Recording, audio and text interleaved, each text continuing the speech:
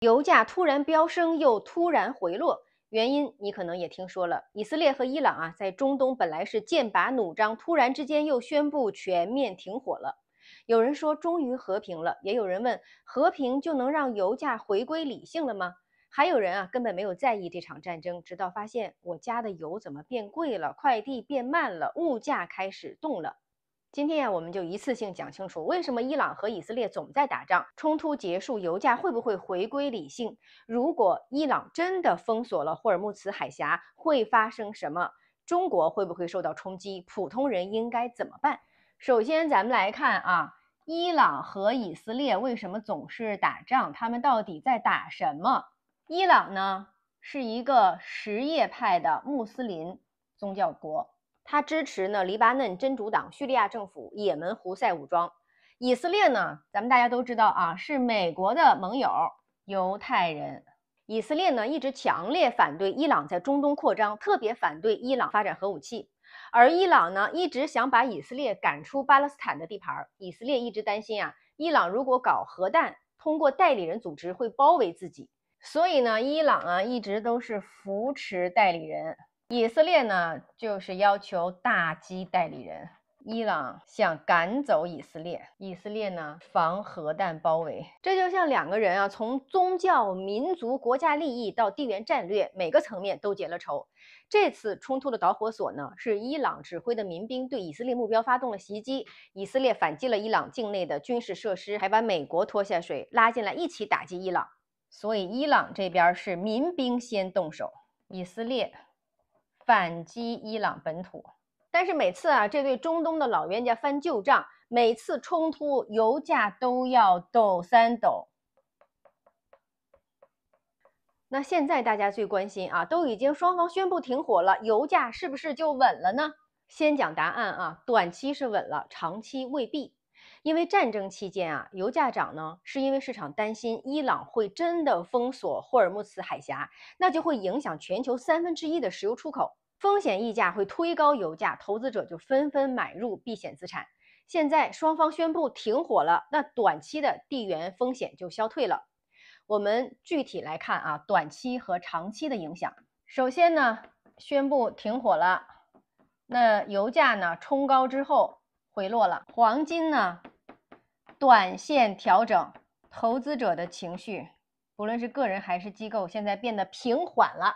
但是只要伊朗还支持反以武装，那以色列就不会放心。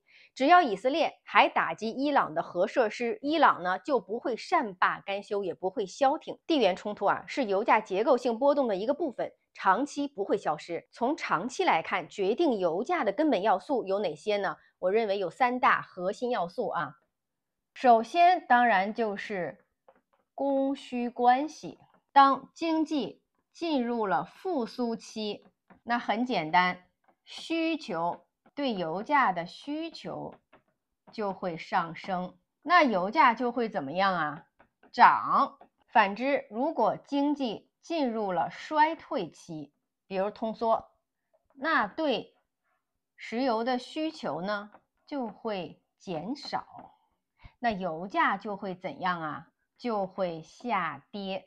第2大核心的因素呢，长期来看要看石油的库存。库存上哪看啊？这个 EIA 啊是美国能源信息署的缩写。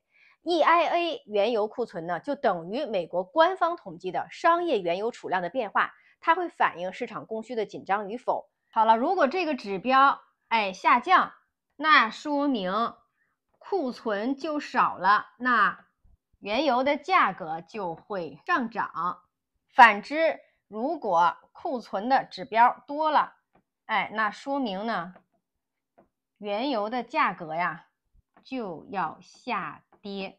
第3个大的因素呢，是和美元的强弱有关的。如果美元贬值了，那么油价就上涨；如果美元升值了，油价就下跌。所以啊，咱们看到了，战争、制裁、欧佩克减产都是油价的加速器，但不是决定器。决定的因素呢，还是要看这3点。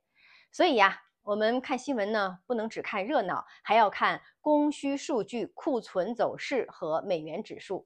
但是如果伊朗真的封锁了霍尔木兹海峡，会发生什么？咱们一起来推演一下。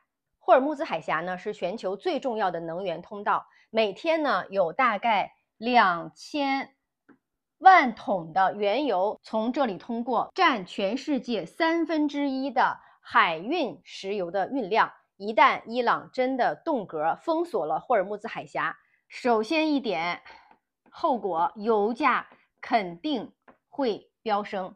现在的石油价格呢，大概是每一桶在68到70美元之间。如果伊朗真的封锁了霍尔木兹海峡，那有可能油价会突破150美元每桶。第二个呢，避险资产的价格还是会大涨。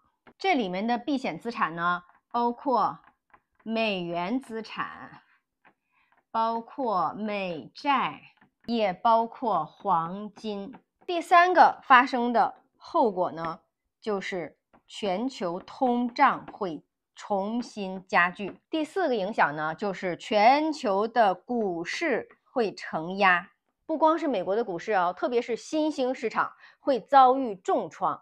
为什么？首先，油价如果暴涨，那全球输入型的通胀会加剧，因为原油是全球经济的基础能源，油价飙升会迅速传导到像运输制造业农业等各个领域，那么就会导致物价上涨，消费疲软，企业的利润承压，那他们在股市的表现就是股价会回调，也就是下跌。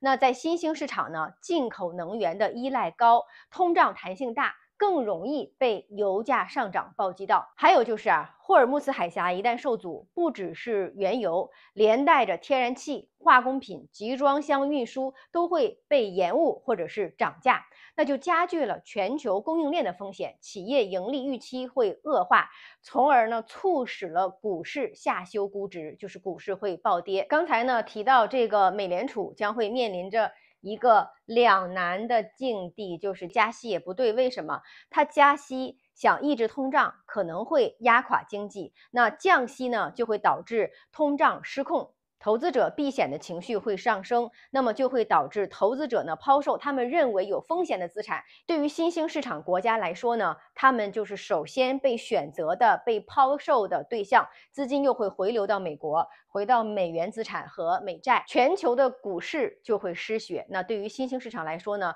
它的本币就会贬值，外资会撤离。对他们来说，那就是一个雪上加霜的一个境况。所以别小看一个海峡，它牵一发动全球，不但能够点燃油价和通胀，还能够引爆新兴市场股市的资金撤离潮。那接下来我们来分析一下这件事儿对中国有什么影响。我认为呢，原油价格如果暴涨的话呢，对中国其实有3大风险因素。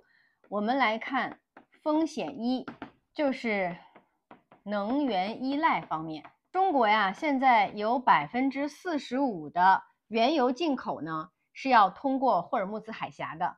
咱们自己呢，原油大概我们自产自足的部分只占1/4，3/4都得靠进口，而进口当中45%呢又要通过霍尔木兹海峡。所以一旦受阻的话，那航运成本、炼油成本都会同步上升，这是第一个风险。第二个风险呢，就是我们可能会面临输入型的通胀。你看油价上涨会直接导致什么？最直接的，运输成本贵了，你的这快递就会涨价了，电商也会涨价了，那老百姓的生活成本都会上涨。第三个风险呢，就是我们的政策受限。一旦物价上涨了，那么你导致央行肯定不敢随便放水了。接下来会有什么？房地产又受压了连带着基建，包括创业的投融资都会受到压制。所以简而言之呢，那如果是这种情况发生，我们的钱包会变薄了，政策工具呢也会变得紧了。好，那普通人现在应该注意什么呢？我们来看一下，具体到咱们个体普通人该怎么办？首先一个啊，就是不要盲目追高了，比如说能源股啊，或者是原油 ETF 呀，因为他们的利好已经兑现啊，现在盲目追高呢，容易被套在高点。昨天的利好啊，今天就可能是高点了。战争的逻辑一旦结束，炒作情绪退潮，那么回调的风险会增加。第二个呢，就是黄金等避险资产，很多早已埋伏在其中的机构啊，已经获利套现了。接下去呢，会处在一个高位震荡的区域。那没有了战争的支撑呢，黄金的短线是在调整的。当然，黄金仍然具备中长期的配置价值啊，尤其是在高利率到未来宽松政策的转折点上。那短期黄金的回调逻辑呢，大家可以回看我的《一以战争：黄金为啥没有大涨》那期的视频分析。关于黄金的长期的投资逻辑，大家可以回看我的那期讲清楚黄金的投资逻辑的那个视频。那么普通人还要注意啊，理财投资不要追热点，要多看趋势。那你像黄金、能源 ETF 啊，低估值大盘蓝筹啊，可以配置，但是不能盲目的重仓。另外呢，还要保持好自己的流动性，做好资产防御型的组合。所以这次油价的剧烈波动啊，提醒我们市场变化非常快，热点不能盲目的跟。中东的炮火看似离我们很远，但其实呢，也是和我们的衣食住行的日常生活息息相关的。战争只是油价的催化剂，但是真正决定你财富的是你是否理解市场的机制。如果你喜欢我的节目呢，别忘了点赞、关注、收藏、转发。我是素，我们下期见。